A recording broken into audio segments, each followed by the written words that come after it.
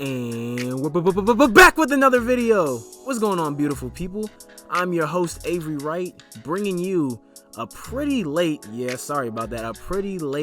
Carolina Panthers post-game review from this past Sunday's game.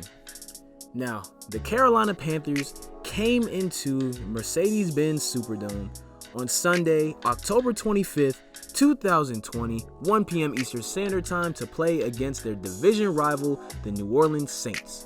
Their third division game of the season. And they walked out of there with an L. It was a close game though, but there was a lot going on. Saints ended up winning 27-24. Now, let's get into this post game. I'm going to make this quick. Now, let's start with the defense, because that's where most of the problems arose. I'm sorry, but the defense was terrible all day long. I'm sorry, they were. The defense was just terrible. Like the DBs couldn't cover anybody, and the linebacking core, oh my goodness. This is becoming a growing problem that I even said last week. The linebackers are not doing well. But hey, it starts with up front, because think about it. Even though I just got on the linebackers, it all starts with the front four. Well, in the Panthers' case, the front three. When you don't create pressure and your front three or four doesn't even get to the quarterback, does not pressure him, or doesn't stop the run, then it goes to the next level of the linebackers. If it keeps getting past the defensive linemen and keeps going to your linebackers and your secondary, then something's wrong with that. Like, you need to be able to stop the run at the very least. But, Carolina's not really good against the run this year. And they really haven't been good against the run for the past 2 years. I think since 2017 when we went 11-5. Even then it was a little suspect. But 2018 and onward, it's just been bad, man. And going back to the linebackers, Shaq Thompson, Tahir Whitehead, they just look lost. Especially Tahir. I'm sorry. I'm always getting on Tahir, but he does not need to be on the team. Especially after the comment he said going into this past week's game. This man had the audacity to say about the rookie Jeremy Chin. He said, yeah, we look for him to provide a spark for us on defense. He's like, I come in seeing how he plays and makes me want to play harder. Bro, you're a veteran linebacker, and you're telling me you need a rookie to get you pumped to go to work. Get this man off the team, bro. He does not deserve to be wearing a Carolina Panthers jersey. And I just found out that he's not even the Mike linebacker, even though that's what his position, MLB, middle linebacker, the Mike, the captain of the defense. Shaq Thompson has the Mike in his helmet, not Tahir Whitehead. It's ridiculous. And even Shaq, he's just, I don't know, man. He just looks kind of soft out there. It's like, I don't understand how you play beside Thomas Davis and Luke Kuechly for 4 or 5 years, and you're terrible at tackling. Luke and TD were some of the hardest hitting linebackers, and they knew how to tackle properly. Especially Luke. I just don't know. But Tahir Whitehead, get him off the team. And Phil Snow, I don't know what he was calling. He again, that really soft zone was ridiculous. Because, most teams run a 3-4, 4-3. Carolina runs a 3-3-5. Rush with 3, and then you have the 3 linebackers, and then you're mostly playing prevent defense. Now, it's kind of worked for us at the beginning of the season.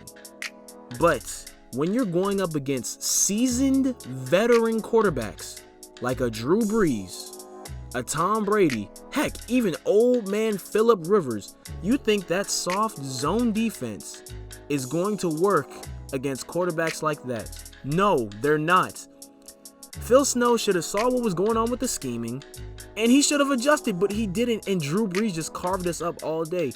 I don't even think Drew Brees even threw down the field, like a deep shot down the field at all. Literally all the Saints were doing was dinking and dunking. But when they were doing that, they were getting anywhere from 7, 10, 15 yards. Like, come on, man. Like, I know the zone defense has not been the best for Carolina, but especially this game particularly, they were playing like 10 yards off of the receivers. And to put it like that, The Saints, they had a bunch of no-name receivers. You would think, like, dang, the way how they played and Drew Brees' stats. By the way, Drew Brees went 29 for 36, 287 yards, 3 total touchdowns, 2 throwing, and 1 rushing on a QB sneak, which I still think was a fumble, but, you know, I'm not going to get into that. But you would think, like, you know, he was out there throwing them. They had Michael Thomas back? No, he wasn't playing. Oh, maybe Emmanuel Sanders. No. They were getting killed by everyone else. The no-names. It's just, it's ridiculous. And I don't even know, like, the soft zone was so bad. The Saints had 26 first downs, and they went 12 for 14 on third down attempts. How in the world do you let a team go 12 for 14 on third down attempts? That makes absolutely no sense. It's ludicrous. You want to know, like, how bad that is? The Saints, I don't even know who their punter is. He didn't even have to punt today. At all. I said today. On Sunday. At all.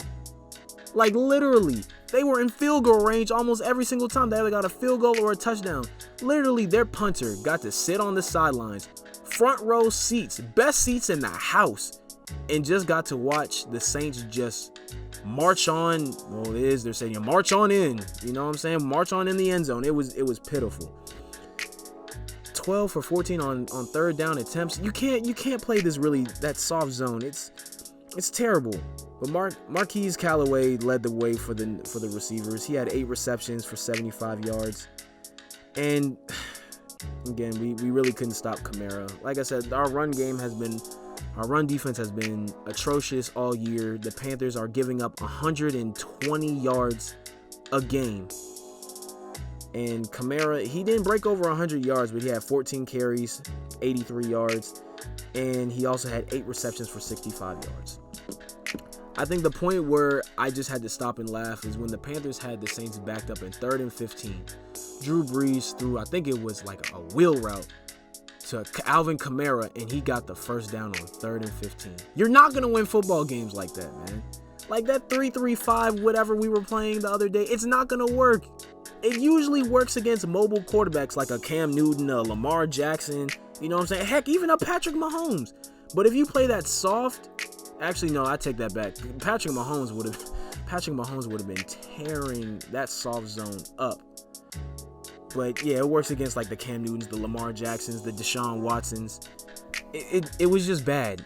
It was just bad. The only bright thing about the defense that I saw was Brian Burns, who is basically our anchor on defense.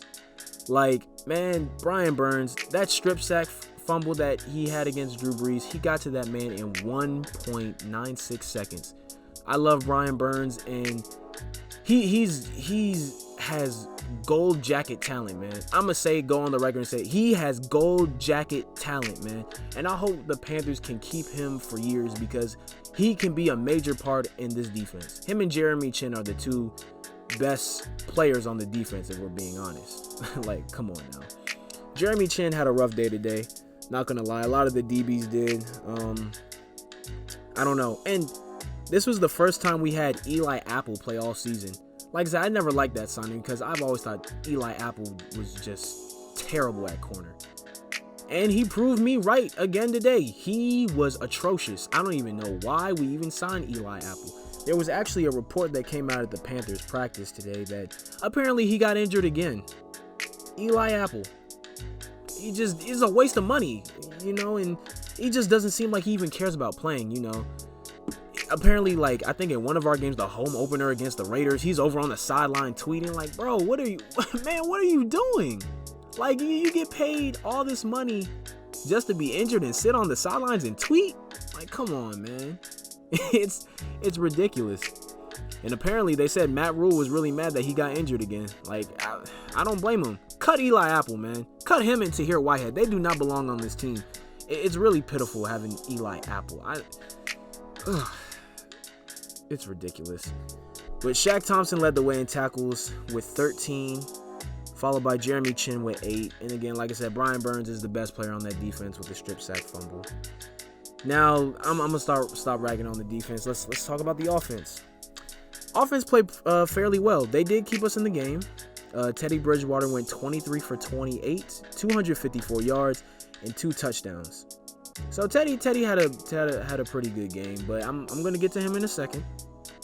It was just one thing that made me mad about him during that game. But the run game has been atrocious for the second week in a row.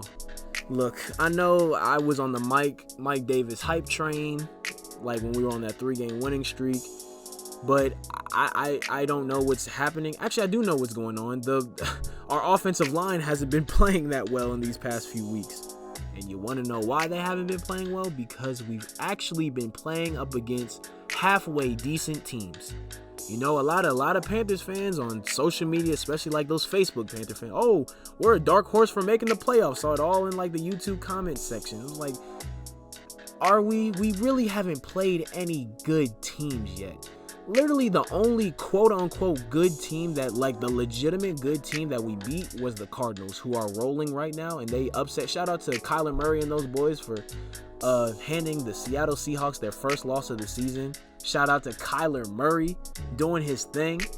Love to see the brother prosper, man. Things are looking bright out there in the desert, man. The sun is definitely shining. But going back to what I was saying, it's just I don't know. I really don't know. The run game has just been very atrocious against two good teams, you know. With the Cardinals being the only legitimate team that we've beaten, I think we just caught the Cardinals on a bad day. I don't know why. The Panthers played really well against the Cardinals, but ever since then they've been going crazy. We just caught them at the right time. That's it. The only other teams we beat were the LA Chargers, who they did win, but they're not that good of a team. And then we beat the Atlanta Falcons. Yes, it's a division rival, and yes, it's a division win, but again, they're one of the worst teams in the league. But we play them on Thursday. And the way how that soft zone was looking this week, it's not going to fly against Matt Ryan, especially since they have Julio Jones back. I don't know what they have to do. I don't know. I hope Dante Jackson is healthy for this Thursday night game. I really hope so, because we're going to need him, or I hope Rasul Douglas is healthy too, because we need him too against Julio. I mean, that's not even the least of our worries. Todd Gurley, like I said, Todd Gurley went crazy on us last time. He might do it again with the way how our run defense is. But again, I'm getting off track. Let me go back to talking about the offense for Carolina. He said the run game has been atrocious. Again, Mike Davis, 7 carries, 12 yards. Trenton Cannon, he only had I think it's 1 carry, 7 yards. Teddy Bridgewater ran the ball, two carries, 10 yards. But the receiving core played well. DJ Moore, 4 receptions, 93 yards. Robbie Anderson, 6 receptions, 74 yards. And Curtis Samuel, and man, let me just say this. It was a breath of fresh air to have Curtis Samuel back in that offense, man. I mean, literally, he is the man. He's our go-to guy on third down. And he probably will be for the rest of the season, the way how he was against the Saints.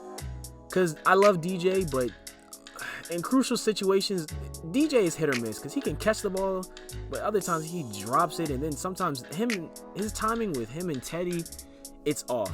But it was on point with that 74-yard touchdown that he had. That was a beautifully thrown ball. Beautiful route by DJ. Great touchdown. But it's great to have Curtis Samuel out there, because like I said, we have nothing but speed, and when we get McCaffrey back, that'll help, you know. Speculations, I mean, McCaffrey did practice today. Well, the day I'm recording this is Wednesday or Tuesday, but when this comes out, it's going to be Wednesday.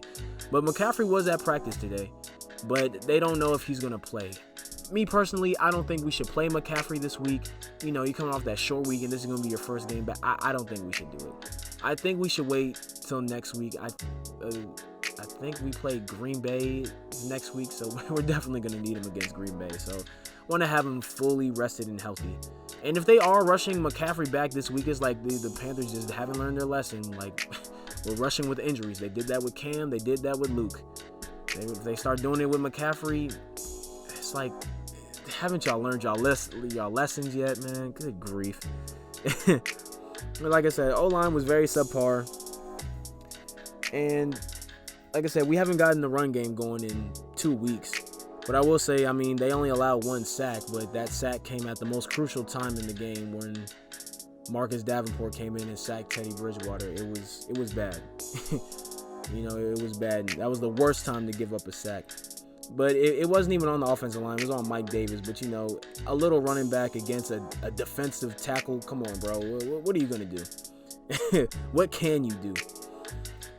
And that's about it. I mean, then Joey Sly had that 65-yard field goal attempt. He was really close to hitting it, but let's be real. Even if he did hit that 65-yarder, the Saints would have drove down, got in the field goal range. Will Lutz would have won it anyway. So the Panthers weren't going to win that game.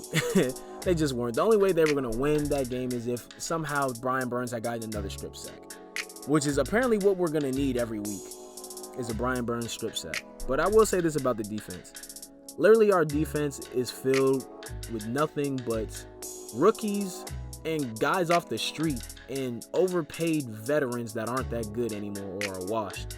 So I'm surprised that people aren't putting 31 points or higher up on us.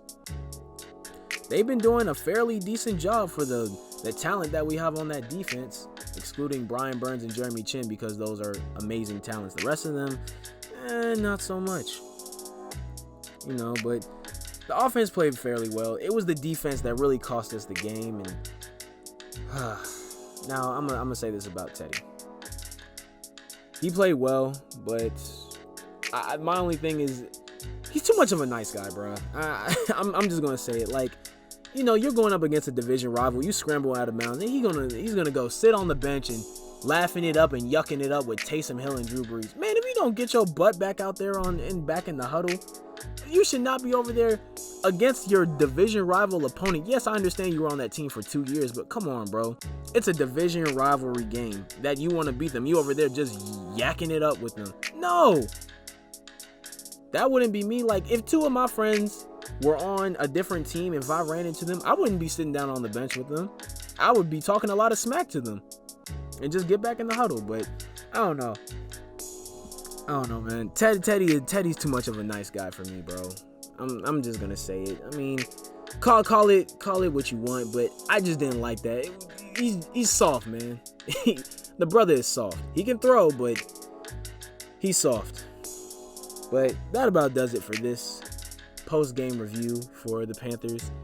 And I'll try to get the Atlanta Falcons review up for tomorrow, with the game being on Thursday. No. This is going to get uploaded tomorrow. Should see the Atlanta-Carolina preview. Should be up Thursday afternoon, the day of the game. So, we'll see what happens. Do I think we'll win against Atlanta? I don't know. If they play that soft zone, like I said earlier, if they play that soft zone like they did against Drew Brees on Sunday, it's going to be a long night. It is going to be a long night. Good news is Panthers are back in black. First time we break out the black jerseys. If it's a Thursday night game, we'll probably most likely wear the all black jerseys. I love our all black jerseys, but we don't tend to win in those. We don't really have a winning record in those. But it is what it is. But that about does it for this post-game review. Thank you all for tuning in. Don't forget to like, comment, subscribe, share with all your friends and family or any other Panther fans that you know. This is Avery Wright sounding out. Keep pounding. Go Panthers.